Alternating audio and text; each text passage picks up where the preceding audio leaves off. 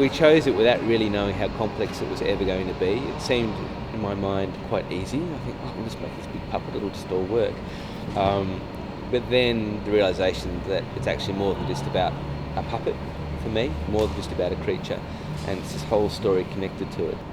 One of the pleasing things for me, though, was to go to one of the early readings in Sydney, and Kong was not there. It's just actors and a script, and it's one of the tests that you do with a theatrical show to make sure that it's strong without all the bells and whistles, that it reads well and that the characters are well formed. It was such a wonderful moment for me, because I just thought, this is just going to be brilliant.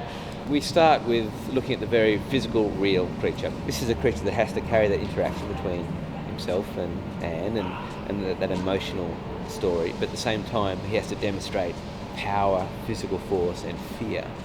The challenge and joy of puppetry is that you are creating life in something that otherwise is made of foam and steel and whatever materials you choose. And it was interesting when Daniel came on board.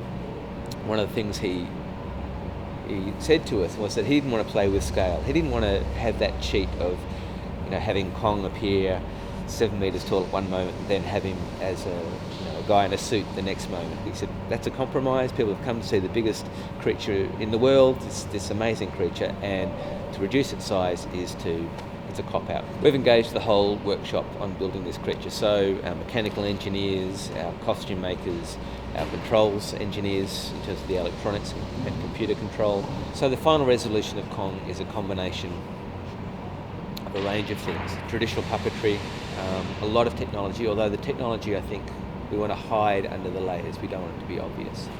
All up, I'd say it's at least 60 people to date that have come together to make this one creature.